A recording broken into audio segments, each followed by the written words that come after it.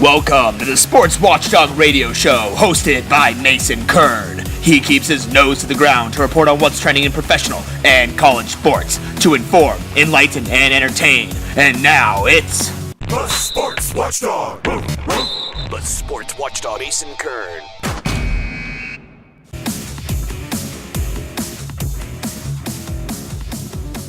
Hey everyone, welcome to the Sports Watchdog Radio Show on NBC Sports Radio AM 1060 Phoenix. I'm Mason Kern here with you every Sunday from 7:30 to 8 a.m. and obviously I'm certainly glad you decided to join me this morning. And as always, I do have some great stuff in my kennel. Today we'll be hearing from Miles McPherson, the former NFL defensive back turned pastor, as well as Julie Heldman, the former worldwide number 5 ranked women's tennis player.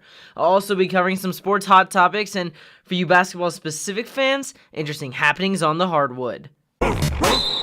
So in Sports Hot Topics this week, we're going to focus in on the gridiron. And yes, we're going to talk about the Cleveland Browns. Guess what?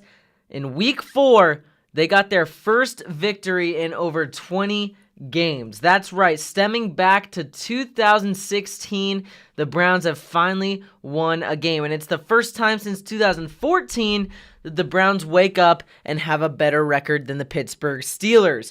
Now, Cleveland's gotten off to a pretty decent start considering to start this season. They're 1-1 now. They just beat the Jets, who are now 1-2. They beat them 21-17 on Thursday, and it was what you would call Baker Mayfield's introduction to the NFL. Baker Mayfield comes in, goes 17 for 23 for 201 yards, and they ran a little trick play in the red zone, and he ended up catching a touchdown pass. He didn't throw one, he didn't throw an interception, but he caught a touchdown pass. So pretty cool to see. Tyrod Taylor, he only completed 4 of 14 passes for 19 yards. So they really relied on Baker Mayfield a lot in this game. One of the real heroes for the Browns, Carlos Hyde, on 23 carries, rushed for 98 yards and 2 touchdowns. So he had a pretty effective night. But this Cleveland Browns team, like I said, got off to a pretty decent start. They tied their first game against the Steelers, one where they ended up coming back, maybe even should have won it. And then in their second game, they ended up losing to the Saints. But Zane Gonzalez, their former field goal kicker who went to Arizona State, he missed a PAT attempts. He missed a possible game-winning field goal, and they subsequently let him go after that. So now they finally get a win.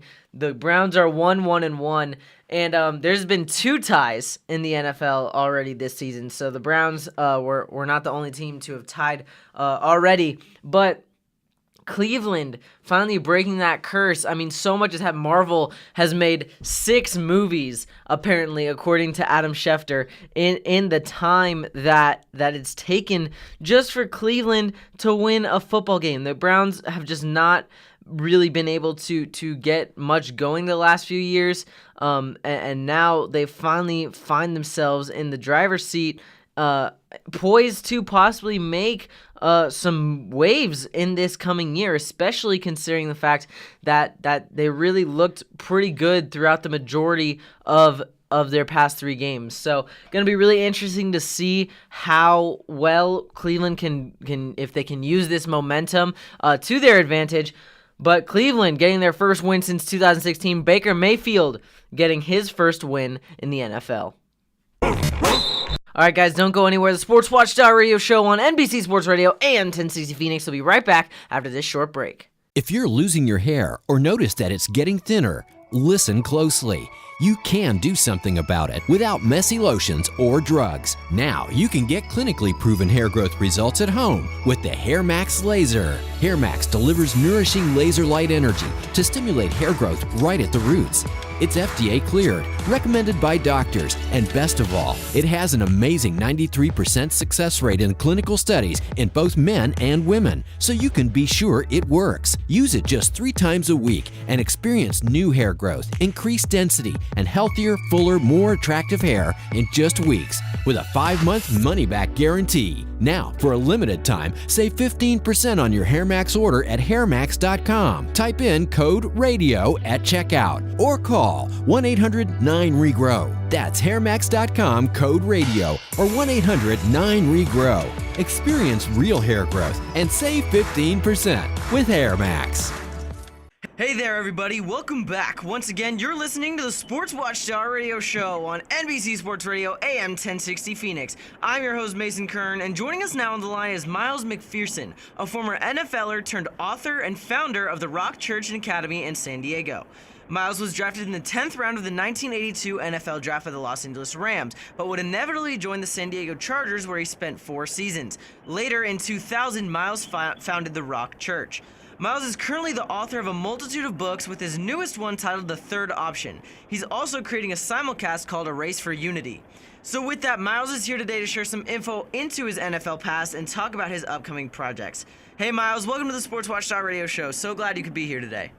It's my honor. How you doing? I'm great. Thanks for asking. So first off, like I mentioned, you have a new book coming out, The Third Option. Can you tell us a little bit about it and kind of why you wrote it?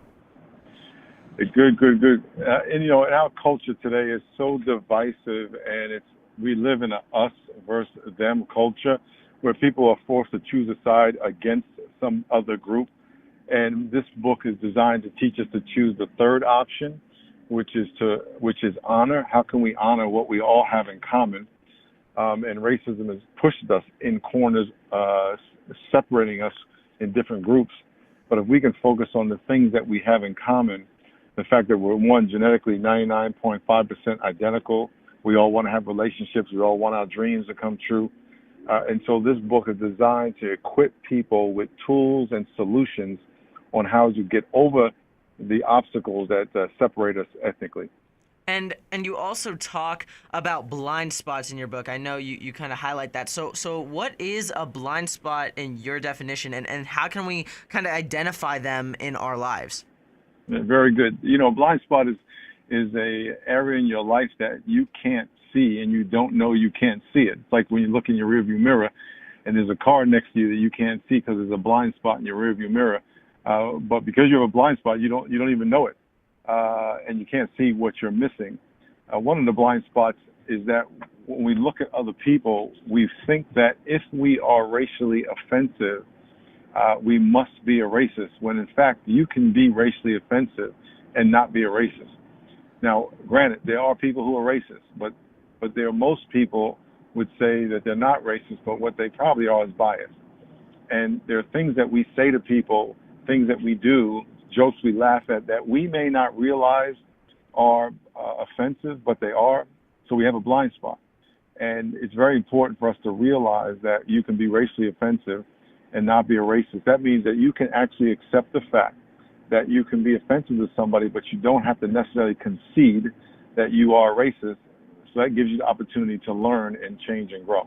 And a lot of the kind of controversy, at least in the NFL, and even in other sports as well, lately at least, I mean, there's been so much talk with the Colin Kaepernick situation, stemming from last year, the kneeling with the national anthem, and now that Nike is kind of making Colin Kaepernick the forefront of their advertisements. What do you think kind of the NFL can do or to bring that viewership back? Because the NFL had such a huge drop-off in ratings and all this kind of stuff stemming from that. So in your opinion, what can the NFL kind of do, or how can sports kind of unify through all this controversy? Well, it's ironic. Sports is the ultimate unifier. If you look in the stadiums, right? That's the ironic thing about it, is that it's diverse. I think if we go back to the premise of honoring someone, when I look at you, do I see you as a human being like me? Do I see you as someone who has feelings like me, dreams, and do I see you as someone with pain? And when we look at that situation, we have to ask ourselves, are the players people, or are they entertainers that just are there to serve me? Or are they human beings with feelings and careers and families and hurts and pains? And so I know people are forced to choose a side in that, but I would ask us all to step back and ask, do we really even know why they're doing what they do? I think one of the things the NFL could do, and I was at the NFL league office earlier this week, is work with the players, and a lot of players are doing community service, but to make people aware of what the burdens that they're carrying that would cause a 23-year-old to risk his job by kneeling.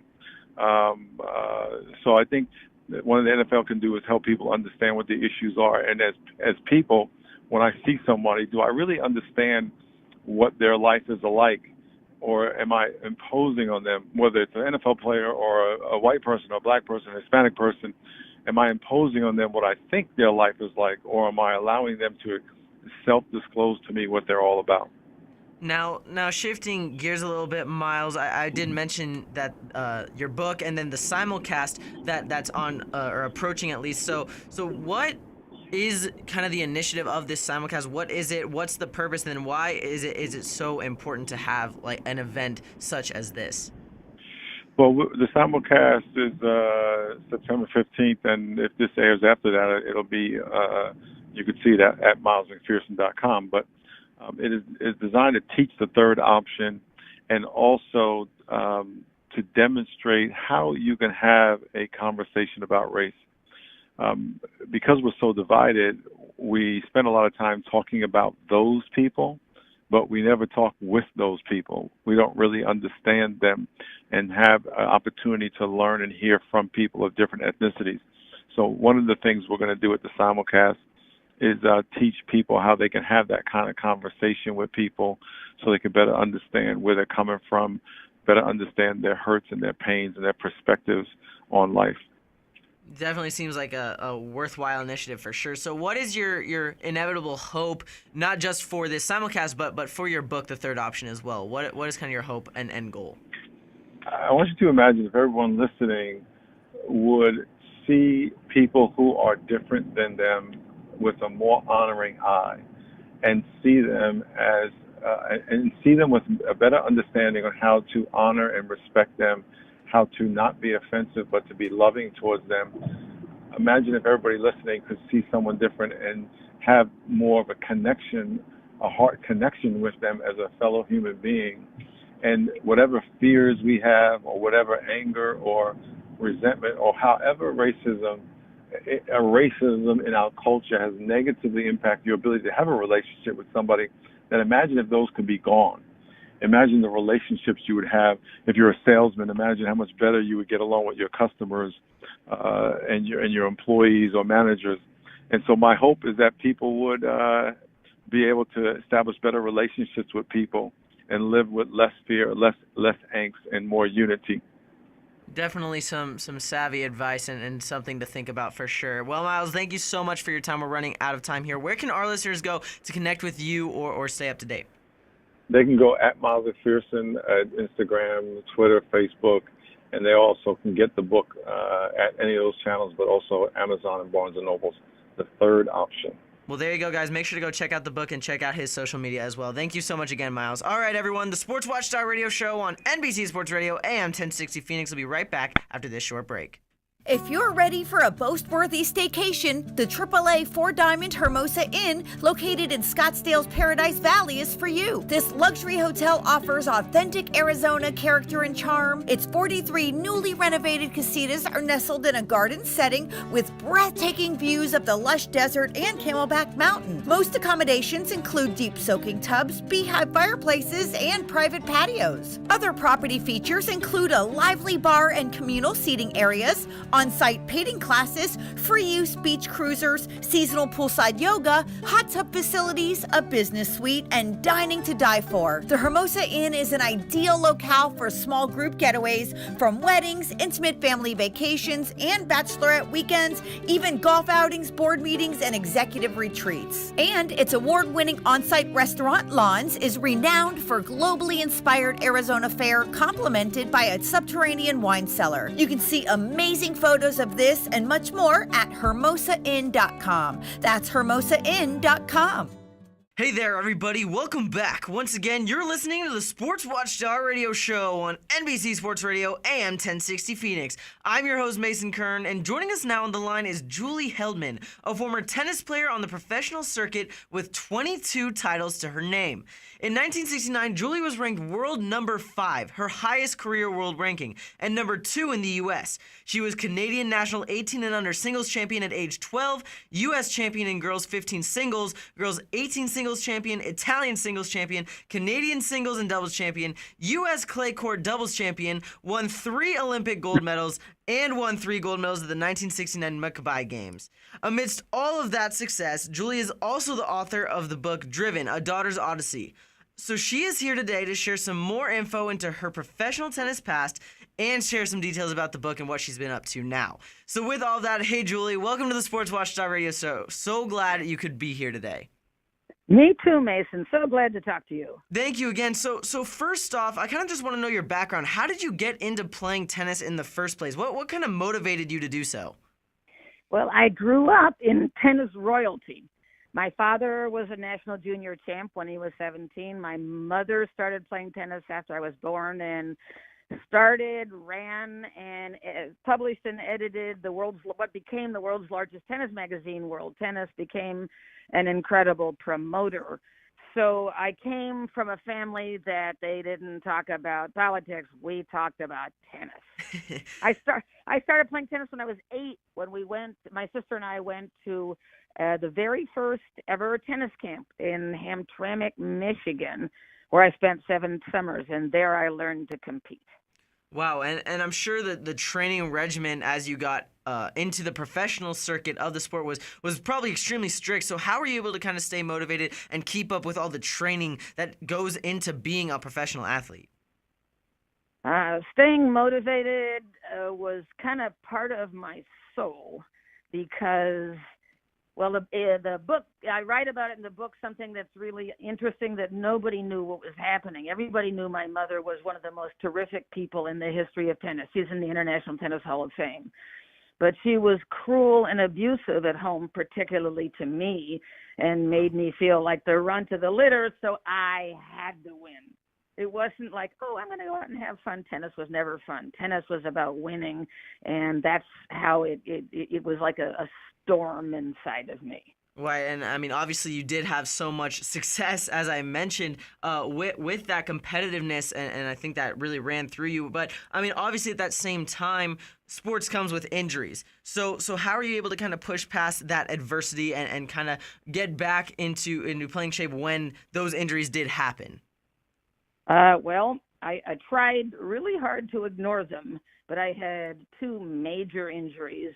And it's the same thing about playing and trying to be good. You go after everything with your idea is, I'm going to make this happen. I'm going to win.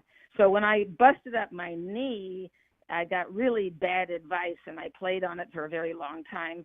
And while I was playing on a truly busted up knee, I had victories over 5 women in the world's top 10. Wow.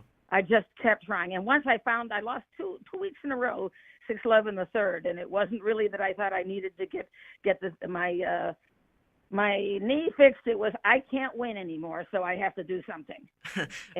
Right. So, and similarly, much later in my career, towards the end, I busted up my shoulder, and nobody could figure out what to do with that in that era. So that was really the time to end my career. But I was going to anyway. I was turning 30. Oh, okay. Back then that was old. Now they go a lot longer. Yeah, I mean, nowadays I feel like people play into their late 40s. But obviously, and I mean, you kind of mentioned it, that's not the only adversity that you went through. So can you go into how kind of the troubles and tribulations of your past motivated you as a competitor and as a professional tennis player? Yeah. Well, as you said, I started talking about how the way I was kind of emotionally abused was the engine that drove me. But there was something else that was happening that began to show up in my late teens. And nobody knew what it was back then. I certainly didn't. It was a terrible emotional distress, including playing number 2 for the United States in the Federation Cup, winning all my matches and going up to my room at night. And in terrible, horrible emotional distress, I kept thinking I have to end my life. So despite all of that, I kept going.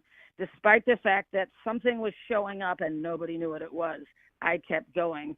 And when I turned 50, not until, they discovered that I had bipolar disorder, that I had been living with undiagnosed emotional and mental illness for all those years.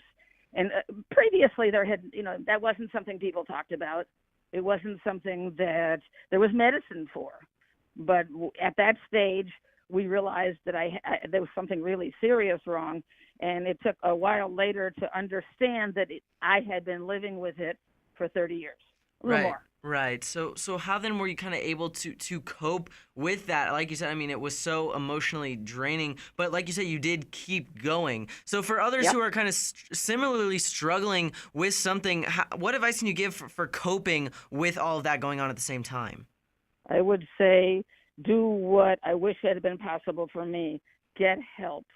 Get people around you, family, friends, good doctors. Search hard for good doctors, because sometimes they don't get you, they get somebody else. Right. And with that kind of help, there is a chance then, without getting both therapy and medicine, it's pretty hard to cope with significant bipolar problems. That just wasn't available for me, so I just barreled on through everything. Right, yeah. I mean, like I said, it does go back to that mindset, that driven nature that's kind of been ingrained in you this entire time. So I know you mentioned it earlier, played some really tough matches and were able to win against some of the best in the world. So out of all of your competitors, who would you say was either the toughest match or your favorite match that you ever played? Well, the toughest person for me to play against was Chris Evert. I had a couple of wins against her, one when she was 14 and one when she was in her early 20s, because she just made no mistakes. She had such a calm, strong mind out there on the court. I also I had some victories over top players. In fact, I think I worked it out that I had a victory over every single woman who had won Wimbledon over a space of 20 years. Wow, that's incredible. So that is, but some of those beat me more often than I beat them. But yes, there were some high points. It was incredibly important to me to win the national 18 and unders, which I did, even though I was sick. But there were the most important tournament that I won was the Italian Open, which in that era, it no longer is, but in that era, it was like the 5th most important tournament in the world. Right. And I beat in the semis the woman at that stage who was the best clay court player in the world, who went on to win Wimbledon that year. Her name was Ann Jones. So that was a high point for me. My favorite thing about the tour was when I got to travel and see the world. I love playing. I love competing. I had to more than anything, but traveling was exciting to me. Right, and I'm sure, I mean, through this sport, you've been able to kind of see so many different aspects of the world. Now, would you say then that travel component is kind of the one thing that kind of stands out most throughout your career? Or is there another kind of aspect that you just love so much throughout your playing career? I think there were lots of interesting and different things, but traveling just was, and you were completely right that the way I got to travel, I used my racket as a passport and a plane ticket. Right. For a while, I could just go in many places. I mean, in the summer of 1969, I went from Wimbledon in London to New York to Tel Aviv to Cleveland to Moscow and back to New York, playing tennis in each one of those places. And, it was too much, but I loved it. Right. To see what was really happening out there. Plus, my era of coming up was when the world was in giant flux. The very first open tennis where pros could play against amateurs started when the world was absolutely turned upside down, with Martin Luther King being assassinated, Bobby Kennedy being assassinated, with the crisis in Czechoslovakia, and we had to play the very first major, which they now call the Slam, at the first French Open, and we couldn't actually fly into Paris because the head of the France, Charles de Gaulle, had surrounded the city with troops because there were strikes. So every which way we went, the world was changing, and it was exciting, sometimes scary, sometimes amazing, but it was an amazing opportunity to do different things. I went to play in the Olympics in '68. Right. Before we go there, they weren't telling us that the Mexican government had gotten a bunch of students in a square and slaughtered them all. Wow. So, and while we're there, it was Tommy John and the black gloves. So everywhere we went, the world was changing dramatically, and I had the wonderful fortune to be able to be in many places to see what was happening. Right. It all seems like such a thrill. I mean, like you say, both terror and fun times at the same time. But, Julie, we're running out of time. Thank you so much. Where can our listeners go to connect with you or keep up to date? Well, there's several things. First of all, my book, Driven, A Daughter's Odyssey, is being sold on Amazon. I've got a web page that's just getting started and getting going. I'm hoping to be up on Instagram shortly. But anytime anybody wants to find me, I will have to find a way that people leave messages either on Amazon or on my web page. I'll get that going. And I'd be happy to speak with anybody who's interested.